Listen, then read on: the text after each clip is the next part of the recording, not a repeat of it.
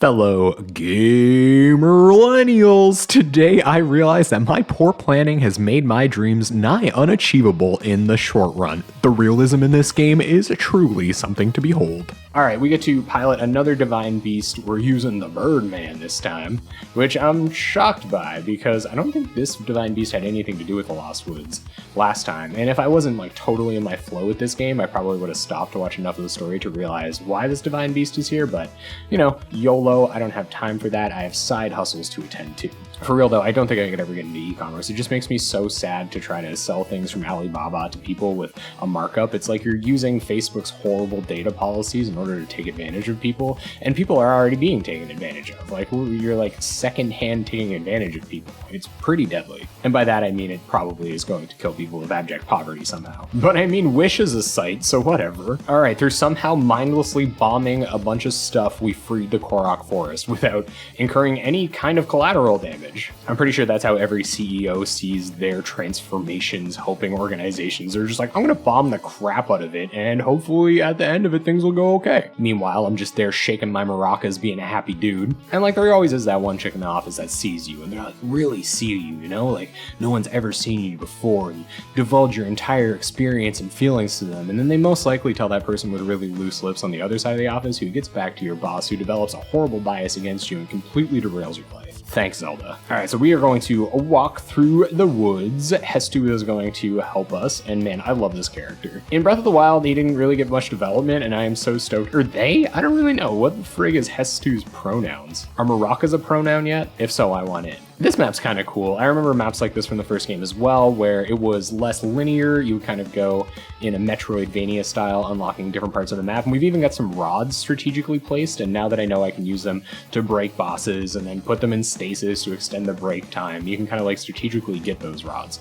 I'm assuming the developers figured out how the rods interact with the break mechanics, and like they just balanced it by putting less rods in the game or something. I don't know. It seems pretty busted. Ooh, Hinox Babonier. Let's get 'em, boys. Spoon 'em up. Oh, I'm definitely gonna have to get some like service style puns going with the spoon. I think I stumbled upon some kind of glitch here where I use my special move immediately upon entering the battle because this thing stays down for a real long time. I think it just had to like break itself again to remind me that I had a weak point or something. But yeah, something to try out for all you speedrunners out there. I'm not a speedrunner because again, I'm absolutely terrible at everything. I'm probably gonna leave the speedrunning to people who can dedicate themselves to a single thing without abandoning it for the dreams that their mom imposed upon them that include climbing the pointless corporate ladder in order to go to vacations to Florida every year. But I mean, like, that's okay. I'll beat Ocarina of Time on my own time. Ooh, some Blight. Oh man, I hope the Blights aren't in this game. Those things were so hard to fight. And I know, like, speaking of speedrunners, they can just take them down in like 2 seconds without even trying, but man, they were scary for me. They were tough. Yerp. Just gonna use the small mini-map and get confused about where I'm going a few times. Oh, okay, so it's copies of their characters. Oh man, I was talking about this before when I was fighting Rivali. It's always hard to fight copies of yourself because, like, they created those characters for you to play them. Their powers are limitless. Okay, it turns out this character's power is not limitless. You just do the same thing you do with every other monster. You use stasis on them when their break gauge is up and just, you know, laugh your way all the way to the bank. Alright, get my first couple of at-bats in with Hestu here, and he's not doing great. He's a little clunky, and I've heard a lot of praise for him on the subreddit and stuff like that, so hopefully he comes into his own here for me, but I don't know, man, who knows, maybe he won't. Alright, I've abandoned ship on Hestu and gone over to another character, Impa, who I just practiced with.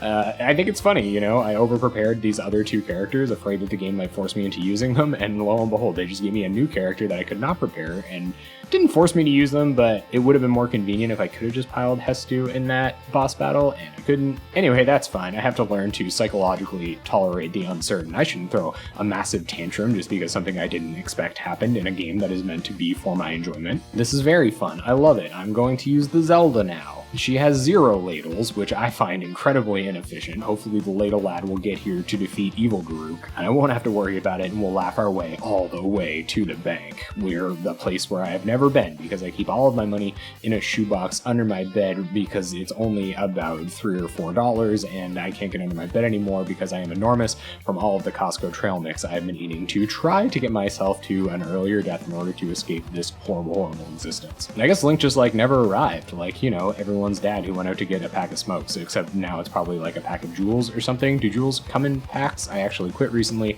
and I didn't make it to the jewel phase of douchery. All right, Link, let's ladle another one of these lads and move on to whatever the game has in store for us next. Yes, we have to kill the one that Hestu was so horribly incapable of killing, Rivali, the perfect AI, who can play the character much better than I can, no doubt. Although we went down really quick there, so I don't know, man. Maybe it's Jeff 1 AI 0.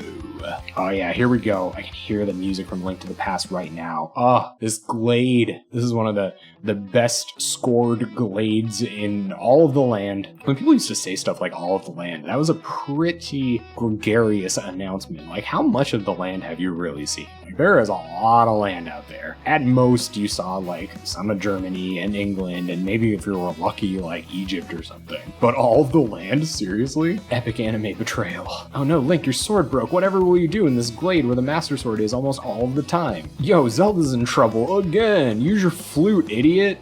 That's totally me though. It's like, oh, the world's in trouble and people actually need my help to do something productive. I'm just gonna write my dumb old songs.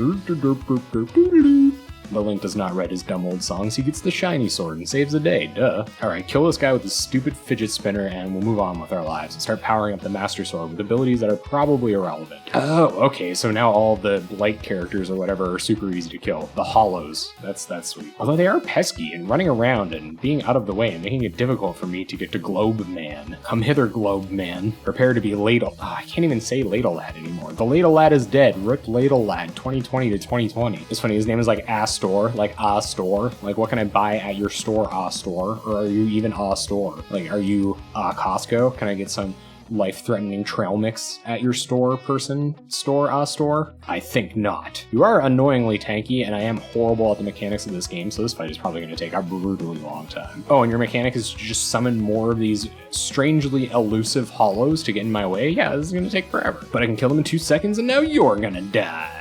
Take that, store, or should I say, a foreclosure, or a failed business.